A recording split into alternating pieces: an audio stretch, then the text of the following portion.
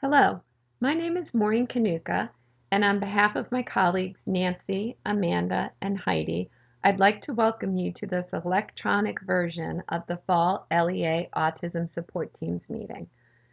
We hope that all of you that were impacted by Hurricane Florence are recovering and that we'll have a chance to interact with you face to face as the year goes on this year. The first thing we'd like to talk about is some updates from the NCAU team that you might be interested in. Some you may already be aware of. We're going to talk about professional learning opportunities, policy updates, web-based and digital resources, quality programming, and PRC 118 in this section of the meeting. This year we have a very ambitious professional learning calendar. We are providing some things that we've had in the past and some new additions. So as previously, we have Foundations of Autism, Learning Styles and Visual Supports. Those particular sessions are well underway. However, you can still get registered for one that's taking place in the Charlotte area at the end of November. And then there's another one in Lillington in January, which is the Raleigh area. And we return to Charlotte in the spring in March.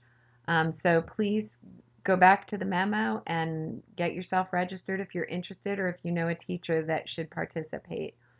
Again, this year we're offering Teaching Through Engagement. We have it in 4 different locations across the state. Those have not begun. The first session is going to be at the end of November, also in the Charlotte area. And then new to the Foundations of Autism training calendar this year is Foundations of Autism for Early Learners.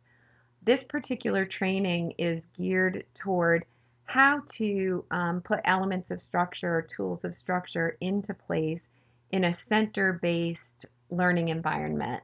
So something that's more conducive to our preschool or kindergarten students. Another addition to the calendar this year is supporting students with ASD in the general education setting. That's going to be offered in the western part of the state later in November and in the eastern part of the state in January. We are offering assistive technology in classrooms with students who have significant and complex disabilities. This particular training is done in collaboration with the Carolina Institute for Developmental Disabilities, and there have been a couple of memos and reminders about that particular training, which is getting ready to get off the ground next week. The first couple of sessions take place. And then in development is discrete trial training and related evidence-based practices. So when we have the finalized details for that, which will be taking place in the spring, we invite you to take a look and register for that. Policy updates. As you know, we have drafted a proposal to change the policy for autism eligibility and evaluations. So far what we've done is we've had an opportunity for stakeholders to make suggestions and comments on the eligibility criteria for ASD. And those comments are now closed. We've reviewed them. We've made revisions and edits based on the public comments. And the policy recommendations went to the Rules Committee, which within the realm of our organization, that's the first step to getting yourself before the State Board of Education. So the proposed policy went to the Rules Committee and it is now advancing to the State Board of Education, which will require several hearings at State Board meetings. The first hearing for the ASD policy change before the State Board of Education is anticipated to be taking place the first week in December. So as things with that roll on and progress, we will definitely keep you updated.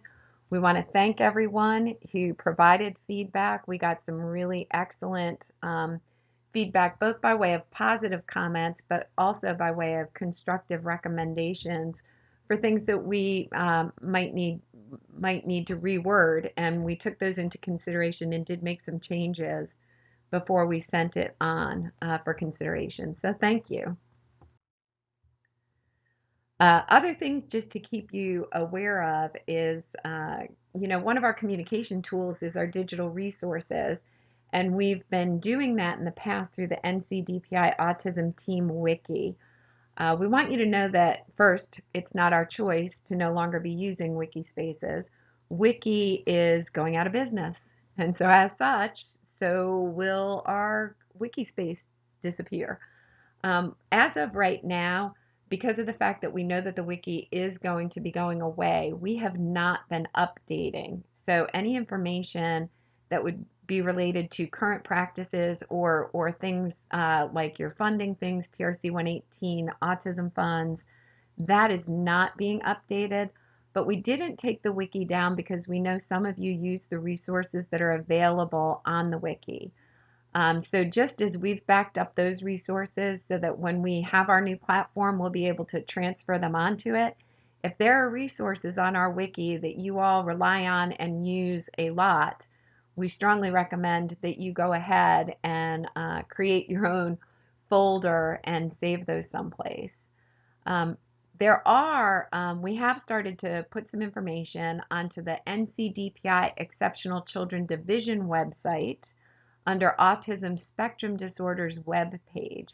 So if you go to that web page, you'll see that we have some hot topics that take you to links to various things. So just as I referred to the professional learning memo on the last screen when I was talking about our professional learning calendar, if you go to that Exceptional Children Division website to the Autism Spectrum Disorders webpage and look under Hot Topics, you will find a link to that memo that would give you the descriptions of the various trainings and registration links for them. In addition to that, there are a couple of other features that we've popped on there. We'll be trying to update those as we have relevant information to put on there. As always, we do think that the NCAU Team Gmail account is the best way to contact us with questions or your regional consultant's direct email account, their direct dpi.nc.gov email account. We check both the NCAU Team Gmail account and our personal work accounts regularly. So contact us with any needs or questions that you have. We wanted to give you an update on the quality programming tool that we had shared with everybody for feedback in the spring.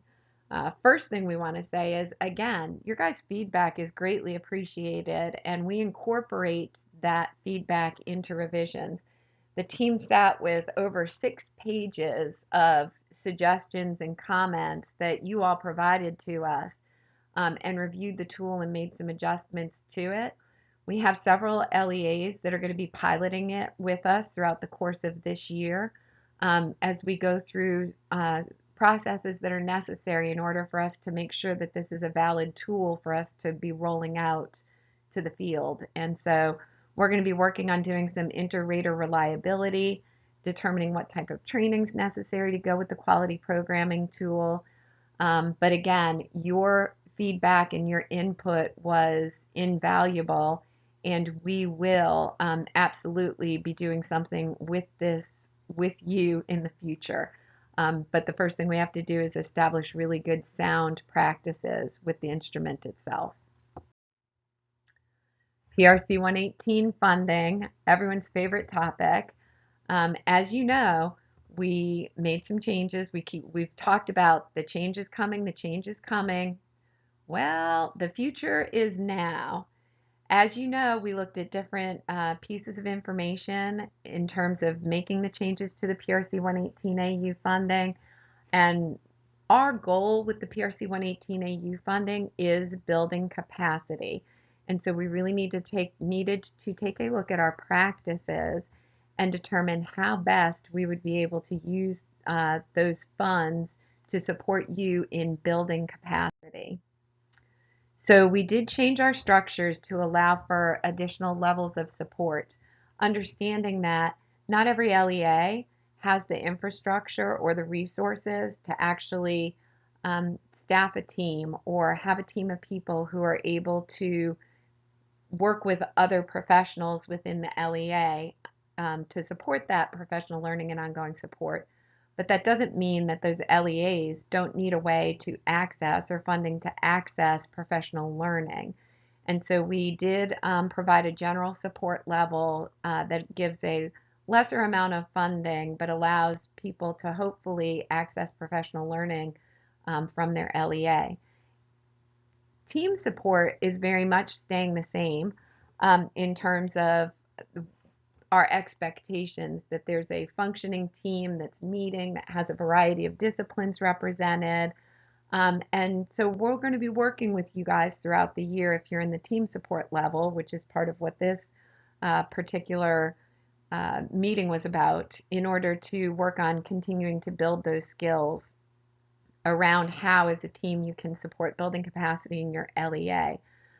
In terms of that, I think it's important for us to mention here the regional autism support team meetings are, for the team support level, going to be a requirement that 2 people attend these meetings in the fall and spring.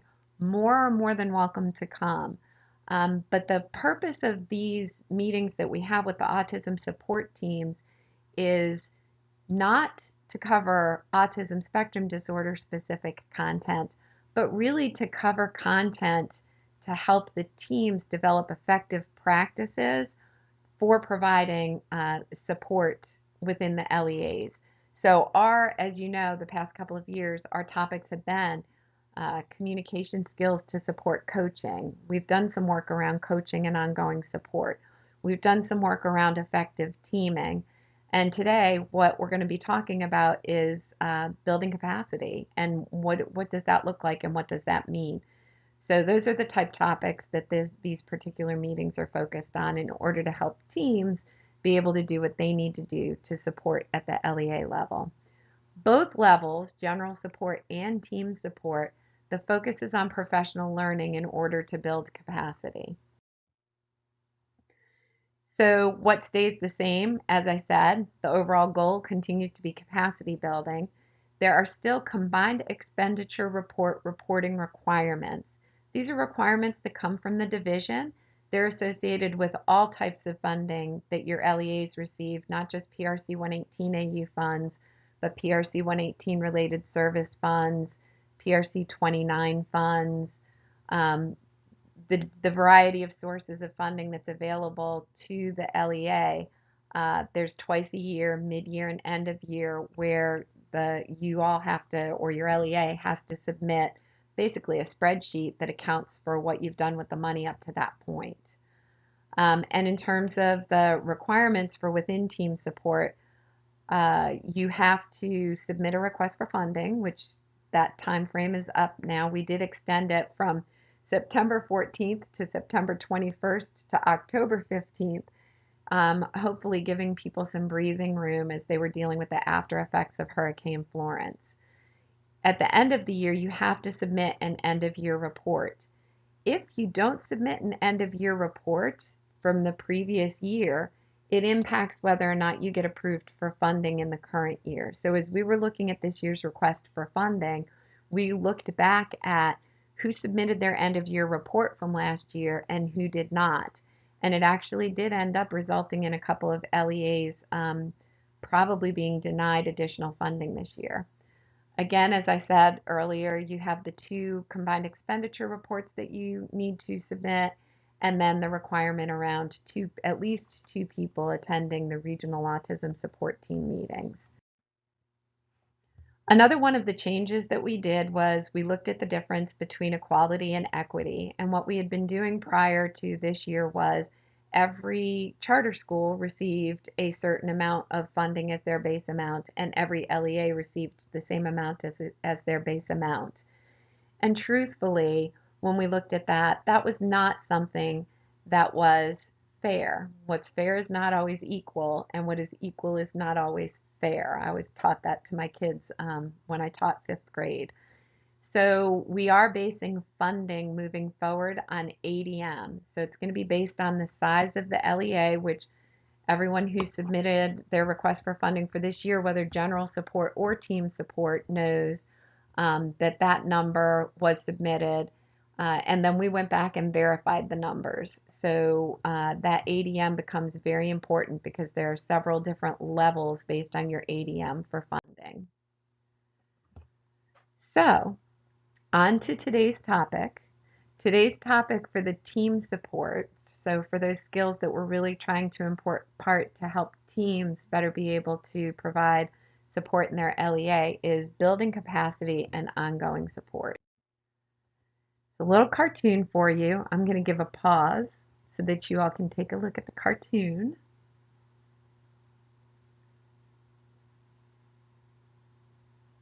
One of the things that we acknowledge is that building capacity has definitely taken on the feel of a buzzword.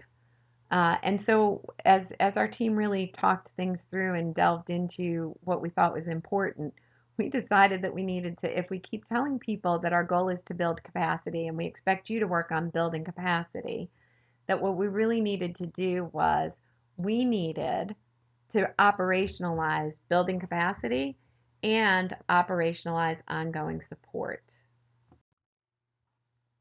So let's start with capacity.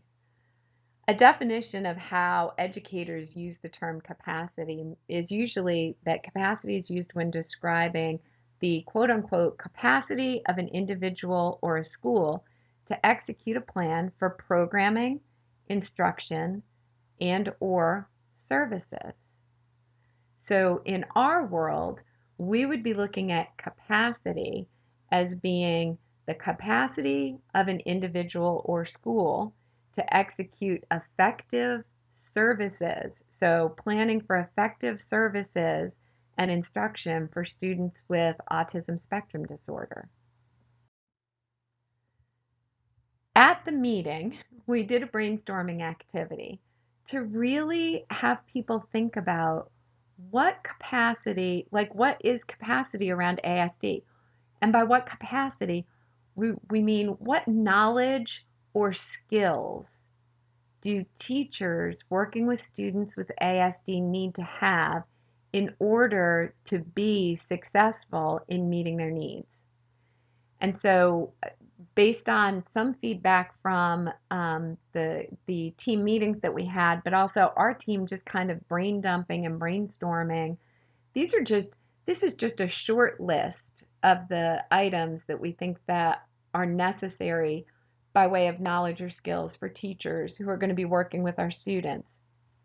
So under knowledge, just basic knowledge of autism, understanding the learning characteristics or the impact of autism on learning, knowledge about environmental design, formative assessment, evidence-based practices, communication, coping skills, classroom management, grouping practices, and comorbid conditions. So you'll notice when you look at that list that some of those items are items that might be considered just educator knowledge. Some of those items are things that would be special educator knowledge, and some of those things are specific to knowledge that would be necessary to work with students with ASD. Our teachers have to have all of that.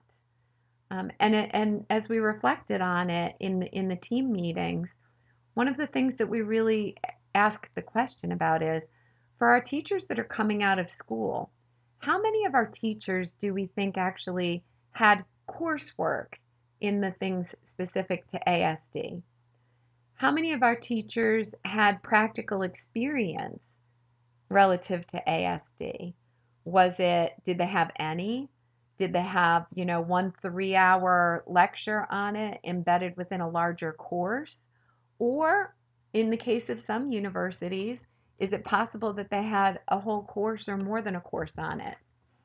Since it's not required for licensure, it's not necessarily something that we can expect that our teachers are automatically coming out of school with. Then in terms of skills, again, we're on skills that all teachers need, skills that special education teachers need, and then skills that people who are going to be working with students with autism need. Task analysis, the ability to utilize a range of evidence-based practices, and we listed a couple, but not all by any means. The ability to utilize a systematic problem-solving process, orchestrate classroom choreography. One of the things that I think is one of the most difficult things for new teachers coming out of school is frequently they're placed in a classroom where they're the teacher, but their paraeducators or their instructional assistants are older than they are, and they're the ones who are needing to take charge of how things operate in the room and kind of coordinate and facilitate those things, but they're doing it by having to really provide direction to people that sometimes are quite their senior. Additional things, effective collaboration with related services, and then the ability to implement a variety of systems of communication. And so, just as we talked about the knowledge and some of the things within knowledge being things that teachers may or may not be coming into the classroom with, and that's not just coming out of college, that's transferring from one type of classroom to another classroom or from one school system to another, or from serving a caseload where they had no or few students with autism to responding to the increased prevalence that we're seeing within our exceptional children's child count. And so being able to do all of these things, not just know about them, but do them. And what we do know is having the knowledge doesn't necessarily translate into you being able to demonstrate the skill or implement the practice in your classroom. So, how do we build capacity? I think a lot of you recognize this particular chart, and we have gone over it several times. I did show this chart at New Directors Leadership Institute last week, and what I think is really interesting about it is, even though we've shared this chart, a lot of the directors that were at the new direct and assistant directors and people that are in leadership in their exceptional children's departments within the LEA had not seen this.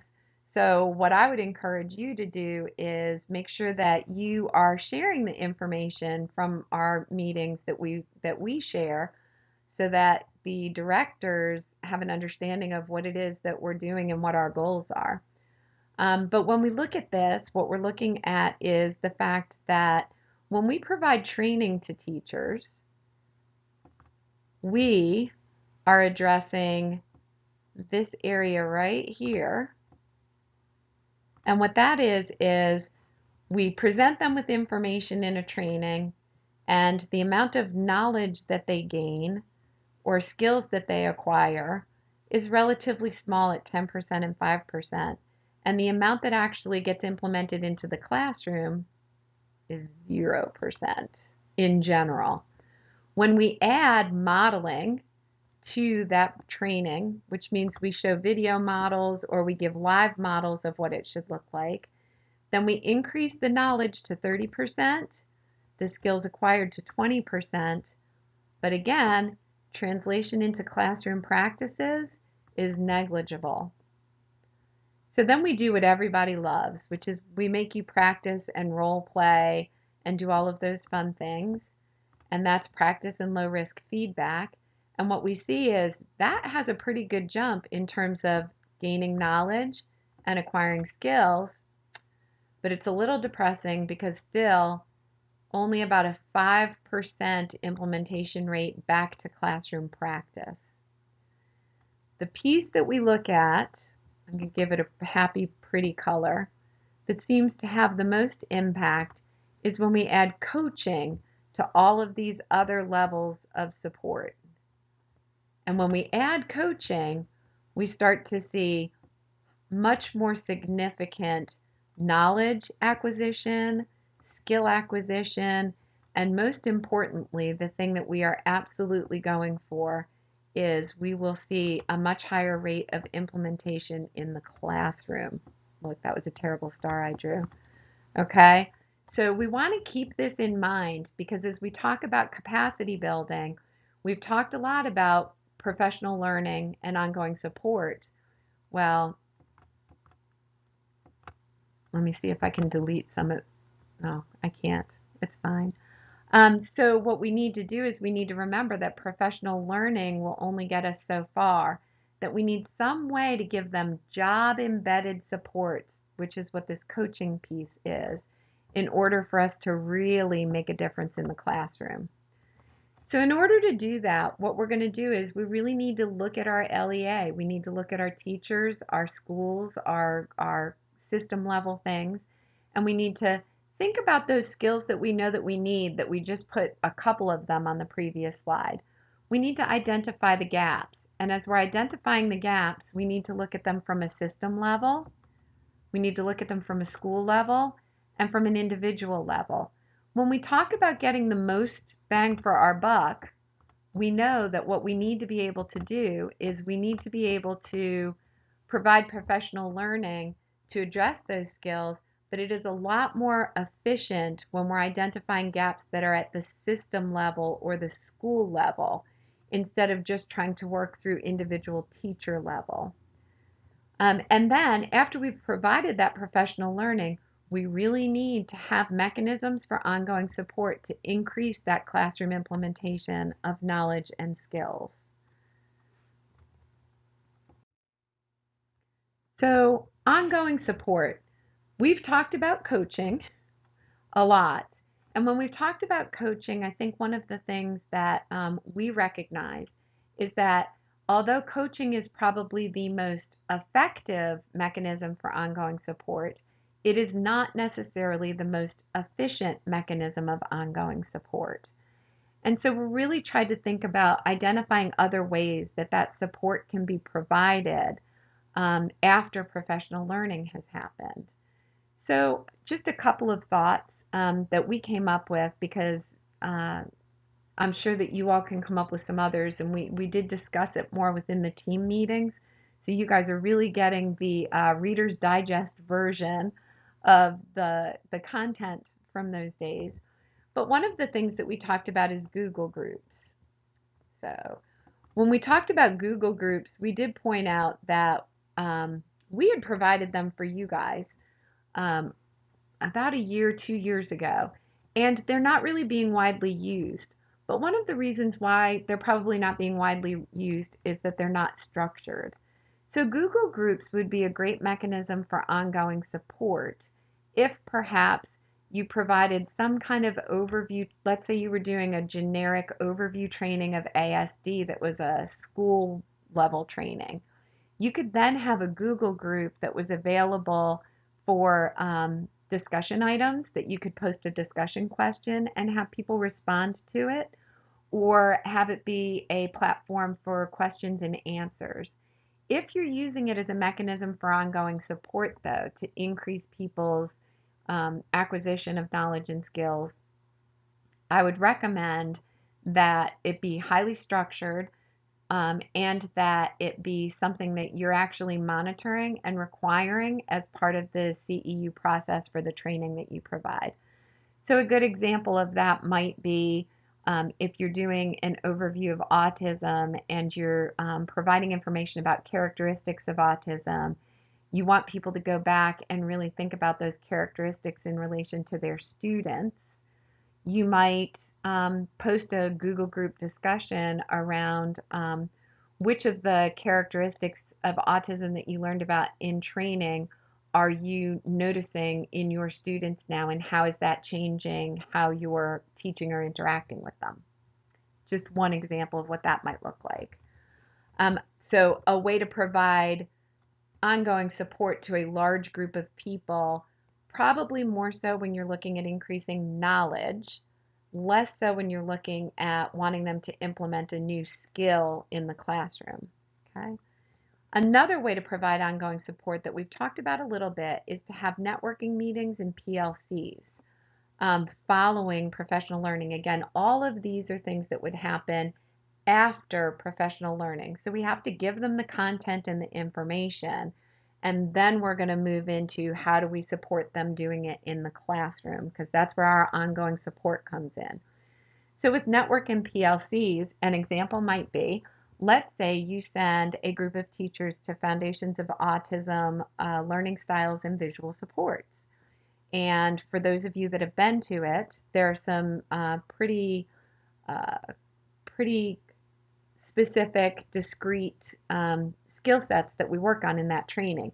In addition to understanding the characteristics of autism, we talk about individualized schedules, individualized work systems, material structure, which is how to modify tasks and assignments so that the expectations are clear in order to increase student engagement.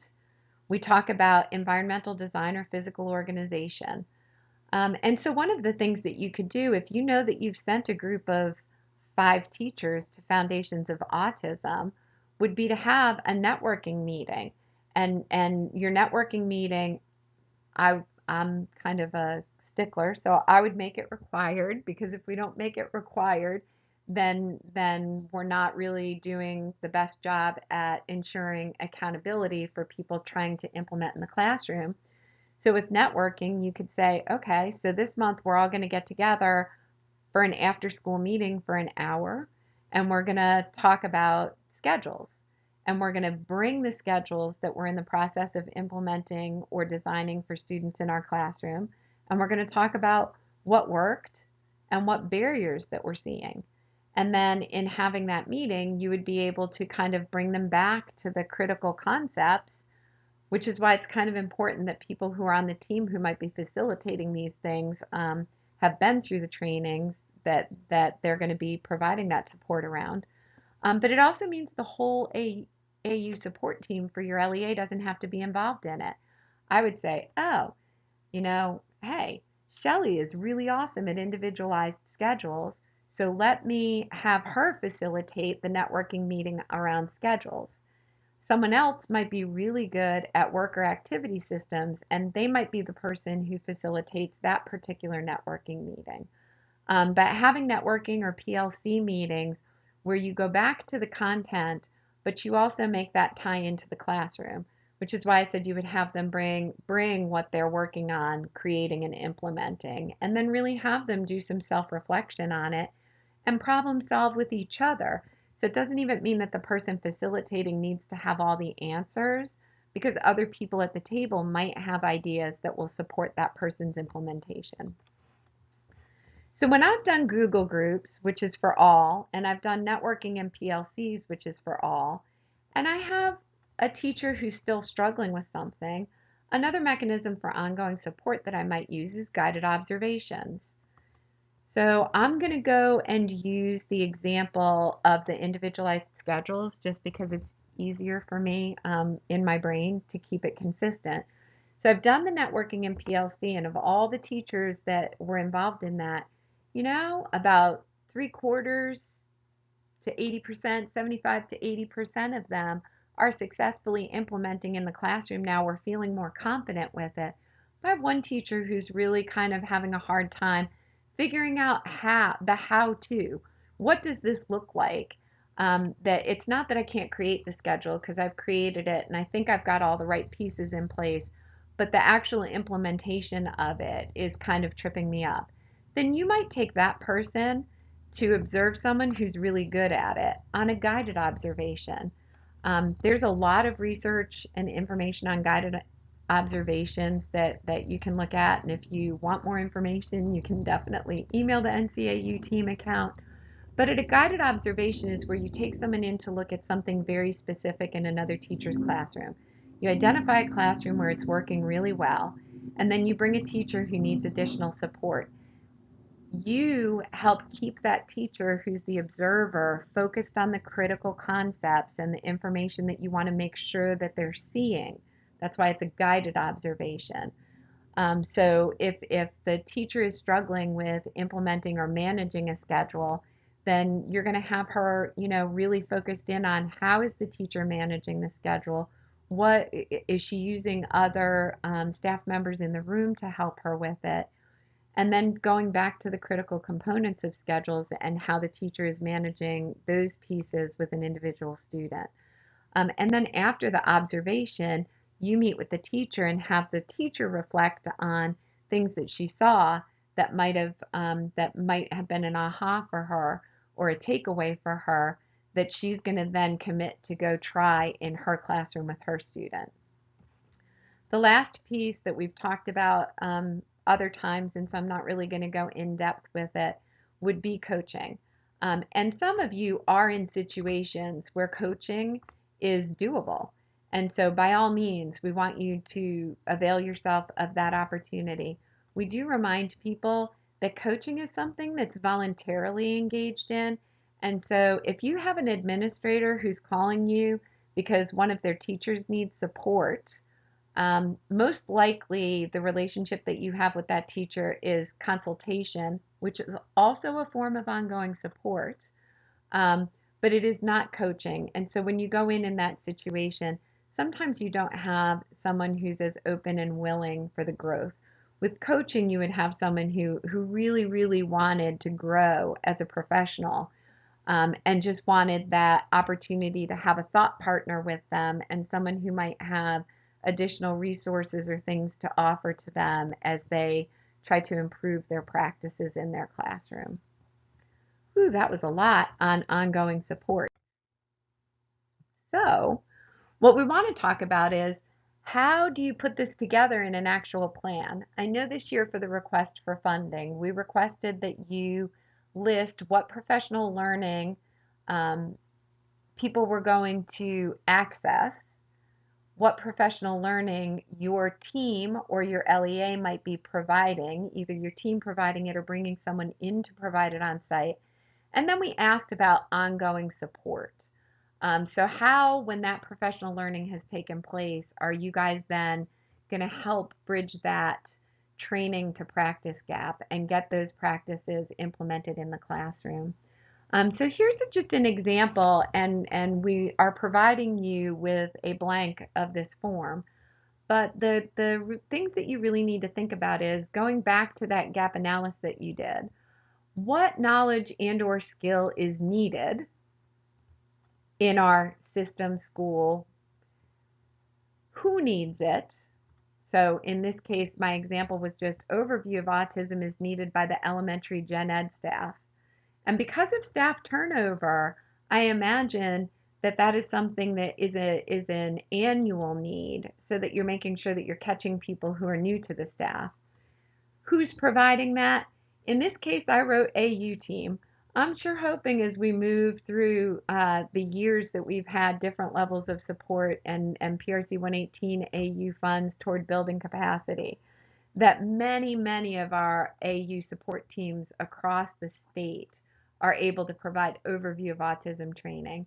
And then if you're doing that and it's a real knowledge-based, broad-based kind of training, setting up some Google groups, and then you would want to decide who's going to monitor the Google groups, who's going to make sure that people are engaging in the Google group. And again, my recommendation with that would be to tie the Google group to some CEUs associated with whatever training you were provided. Um, and then another example would just be looking at individualized schedules. So this is similar to the one that I gave you on the previous slide, but it's needed by anyone who attends Foundations of Autism. Um, the professional learning is taking place through DPI sponsored trainings. And then someone from the team is going to, and I said SLP on the AU team. I'm not picking on my SLPs to give them more work because I know their caseloads are all huge across the state, and that you guys also have a workforce shortage. However, you guys are usually really good at individualized schedules. So that might be something that you commit to. I'm going to do a monthly networking meeting. It might be that I need 2 meetings on schedules. I might do a first one, have them all take the ideas that they got on how to improve what they're doing, and then have them bring it back to share their successes one other time. So there's examples of that. So what we gave people at the training was teaming time to use the form for the capacity building plan and to really kind of further refine what their thoughts are around their professional learning within the LEA this year. So a little more detailed than what you were asked to provide for your request for funding. But again, this is more a roadmap for you all to use to build capacity. And as you list out those identified needs and what professional learning and, well, and who needs it and what professional learning, and then how are we going to support this in the classroom, you may find yourself needing to prioritize what is doable for your team with the resources that you have. So we understand that every team is also at a different place. Every LEA is at a different place. So thinking about all of the needs, but then when you think about all of the needs, don't get yourself overwhelmed. Think about the places where you're going to get the most bang for your buck in building capacity. So I go back to pointing out the idea that when you look at doing things system wide, you are going to have more bang for your buck, or things that you need to work on at the school level, more bang for your buck. Okay. So really prioritizing what are the things that are going to give us um, the greatest growth right now for our LEA. So we want you to think about that. An example, so I do want to, I got permission to share an example or two from all of the things that we worked on at the meeting. And an example in terms of the capacity building plan, this was one LEA's example of what they think that they need in terms of knowledge and skills, who they've identified needs it, how they're going to get that professional learning in, and then who's going to provide the ongoing support. One of the things that they don't have written on here is the under professional learning, they have what? They don't have provided by whom. They are planning on, I just know this from working with them, their autism support team is planning on providing those. So when I look at that, I go, man, what in the world are they going to do with their money? They better spend it because carryover can be a real problem for some places. If you need help spending your money on professional learning, we are glad to help. But we provide this as an example for you. So please, you can pause if you want to and take a minute to look at it.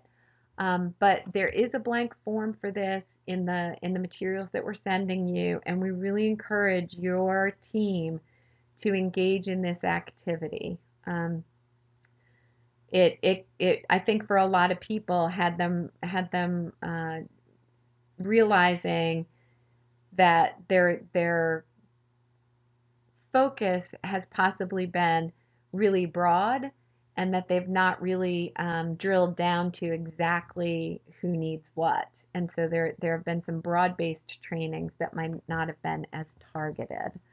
And then in terms of the ongoing support piece, for every professional learning, adding an ongoing support component will really, really help us get better classroom practices in place. So the next activity that we had teams do, and our feedback from meetings is you guys do like teaming time. So we really tried to make this um, useful for you all that are in the LEAs. So it's great that we come to these meetings and we learn this information, and it's great that we're going to create this capacity building plan. But a capacity building plan is only so good as we have buy-in for its implementation from our EC leadership team, right?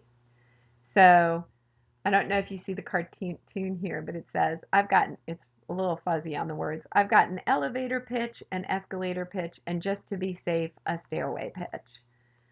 So one of the things that we asked the teams to do after they thought through what their capacity building plan for professional learning and ongoing support might look like with more details um, was for them to create a 1 to 3 slide presentation to pitch that plan to the EC leadership team.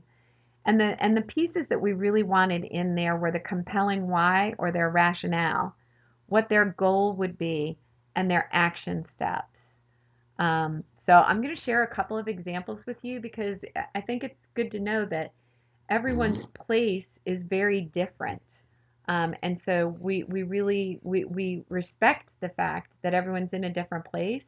And so when we give you time to work on these with the content that we've provided, it allows you to really individualize it and target what your LEA needs. So I did borrow these from people, but had to change some of the backgrounds because they would not translate into my version of PowerPoint. But, okay. So one LEA wants to work on capacity building within the middle school and high school setting. And they want to increase the knowledge of regular ed teachers at the middle and high school level on how to provide appropriate classroom modifications for students with ASD. So see how when they did their gap analysis, they picked something that they thought was the most important thing for them right now. And they want to increase student engagement and access to the curriculum on their ability level. Their goal is for regular ed teachers or gen ed teachers to have the skill set to modify classroom assignments, homework, and quizzes and tests based on the student needs. Because how many times do we find that that's the reason why our kids can't be successful in the gen ed setting? So their action steps are that they're going to provide information on the basics of autism because you don't know how to modify if you don't understand the impact of autism. And then they're going to provide training on first how to understand the modifications that are on the IEP, but then to really create modified classroom assignments, homework, and quizzes using hands-on examples. So if we go back to the Joyce and Showers chart, we're doing presentation of information, right? I'm assuming that within the training, they're going to show examples first, but then they're going to have the teachers use hands-on examples and practice modifying assignments. So they're getting all the way up to that last part, which is ongoing support or coaching. And what they've added is follow-up support at PLC meetings to problem solve, provide additional support. And those are great because at PLCs, what you could do is your topic could be, you know, bring an example of an assignment that you modified that your students with ASD were successful with to share with the rest of the group, and then bring one that you're struggling with, and the group can work with you with the information that they've been given on how to modify it. So it's a great way to take that Joyce and Showers model and then identify a need in the LEA and create an action step. And so I think if you pitched something specific like this to EC leadership, especially because it looks like this plan costs nothing, people love things that are free. So that was one. Another elevator pitch, EC leadership pitch. This one's starting with the compelling why, which fit very much the steps that we gave for the task. And basically they're saying needs are being identified earlier and earlier. Yay, that's great. But more kids in preschool come in with a diagnosis of autism, and the preschool teachers have expressed a desire to be equipped to best serve their students, right? So they're not only addressing a need that they see based on the increased prevalence, but the teachers have stated that it's something that they need. And so what they want to do is they're going to provide training and ongoing support from their team for preschool teachers in Cleveland County schools. And they've got their action steps, which is they're going to have an overview training, and then they're going to work on more in depth on evidence-based practices and strategies led by their autism support team. And then they're going to provide ongoing consultation and feedback in response to specific requests. This is their plan. I would encourage you to consider whether you should be providing the ongoing consultation and feedback to specific requests, or you should just try to make it part of business as usual. Okay. And then another one, this is the last example. How do we build our ability to teach all of our students? Capacity building and the autism support team. And so for this team, what was really cool was what they identified as they were trying to identify their needs was they said, we don't have sufficient data to identify our needs. So before we can build a professional learning and ongoing support plan, first we need to collect some data. And so what their pitch is, we want to build capacity, we need some data in order to do that. And so they came up with a plan to actually do a survey before they even start wasting what they would consider to be wasting their time. I don't ever consider capacity building, planning, or thinking to be wasting your time, but they wanted that data first so that they could really figure out where's the highest area of need, which groups need the training, right? Which grade levels. And in doing that, that's better going to allow them to target their needs. There are other sources of data that can help you determine where your needs are. We didn't really discuss it at the team meeting, but if anyone, wants to really think that through, shoot a question to the NCAU team account and we can think it through. But there's so much data out there in the schools. You would know where some of your needs are just by the number of years of experience your teachers have working with students with ASD. So sometimes we ask them what training they think they need, but sometimes you don't know what you don't know. And so it's a combination of getting input from them on their training needs, but also looking at the data that you have, achievement data, high school graduation rate data, discipline data.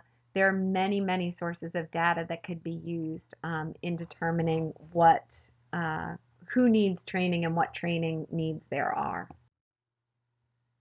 So the next piece, which unfortunately is a piece that we can't recreate in an electronic version, was that we provided opportunities for networking around topics that you all had indicated previously were topics of interest. So we had groups for coaching, collaborating with internal and external partners, professional learning, and implementation of evidence-based practices. And quite honestly, as Nancy, Amanda, Heidi, and I shared some of the information from those, very different discussions based on which region that people were in, or even in some cases, which LEAs were at the table for that particular networking session. So I look forward to you guys being able to participate with us in the spring on networking, and we welcome any input in terms of topics that would be beneficial for us to include for the networking section in the spring meeting. Okay, you guys are almost there. You're getting to the wind down. I took about 6 hours worth of information and I'm going to come in less than an hour. So thank you for bearing with me. I hope your team did this together. Or if you didn't do it together, I hope at your next team meeting that you guys review this information that we talked about today around professional learning, ongoing support, and what it really means to build capacity around services for students with ASD. Um, we do have a game, and it's a true false game. And I'm going to be honest with you. I don't think that I covered all of the content that you need for the game. So bear with me because I think I shortchanged you on some PRC 118 AU funding. And I'm not going to go back and rewind and start taping again. So bear with me, and I'm going to fill in the gaps during the game. Okay, it's a true false review of content that you may or may not have been provided during this past almost hour with me. I can use PRC 118 autism funds to buy materials for training.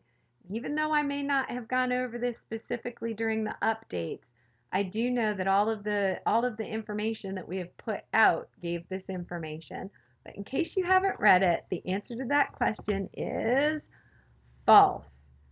Prior to this year, there was a certain amount of money that could be spent on materials, and if materials were being purchased for professional learning, that was an allowable expense. Because of the complexity and the number of questions and the confusion around autism funds and the purchasing of materials, we for this year have decided that PRC 118 autism funds can be used for accessing professional learning, paying for substitutes and travel expenses for that, paying registration fees for that. But if you are providing a training on site that requires the purchase of materials, you are going to have to identify another source of funding for the purchase of materials. Forming a PLC to support those working with ASD is a form of ongoing support. I really need Jeopardy music in the background. Boom. True, right? It was one of the 4 things that we discussed kind of at length today during this session. And I think the takeaway for everybody is there's different ways to do this ongoing support, but if we want to change classroom practice, we need to start incorporating some of them. Sending staff to professional learning on formal assessment of ASD for eligibility helps build capacity. Before I put that question answer up there, I'm going to say building capacity around services to students with ASD, right? So, false. We understand that you as an LEA have the need to get your staff who's providing assessments for eligibility purposes for ASD, that they need to be appropriately trained. We do understand that. But there are other funds that are available to send many of those participants to training. There's PRC 118 related services funding, right? So if you want to send a school psychologist, an OT, or a speech language pathologist to assessment training, evaluation training for ASD, those funds are an appropriate source for those participants to be able to access that. But being able to test for eligibility purposes or evaluate for eligibility purposes does not build capacity around services for students with ASD. And our funds are supposed to be allocated for activities that will build capacity for services for students with ASD. PRC 118 Autism Fund allotment amounts are based on ADM, which stands for Average Daily Membership. True, because what's fair is not always equal, and what's equal is not always fair. The best place to access new and updated information from the NCDPI AU team is the NCDPI AU team wiki. False, we're not updating it because wiki's going away. Go to the DPI EC division page, find the autism page, find our hot topics, and please remember, if there are resources you use from the wiki, please download them or save them to another location so that you will have access when wiki disappears. The quality programming tool being piloted is meant to be used by supervisors to evaluate a teacher's instruction and classroom practices. The answer to that is false. We really want this programming tool to be a framework that allows for really good reflection on classroom practices and for teachers to be able to design and set up their own goals in ways that they could improve their practices in serving students with ASD. When applying for PRC 118 AU funds, LEAs can choose one of two levels of support, general or team. True. So wrap up and final thoughts, just for you all to keep in mind that first and foremost, our goal and our objective and our mission and what we're tasked with is to build capacity around services for students with ASD. And as our numbers are growing, we are at based on April 1, 2018 headcount, we are at 10.5% of our exceptional children child count is students that are under the primary eligibility category of ASD. And so it's not a lot of money that we're giving, and we need to make sure that we're using it in a very targeted way to most effectively and efficiently try to build capacity. If you all, following this presentation, have any questions, please send them to the NCAU team account, the NCAU team at gmail.com. We will respond and get you the answer to whatever questions you have. Again, I greatly appreciate you guys. I know that this was an hour. We were trying to pare it down to better meet your needs. And we ask that you please consider meeting as a team, completing that capacity building activity, and even doing the elevator pitch EC leadership presentation. If you do and would like to share it with your regional consultant, we would love to see a little bit more about what your team's thoughts are for what you think you need to be doing moving forward and any support that we may be able to provide. I'm going to leave you with all of our contact information on this last slide. Please take note of your consultant's email address.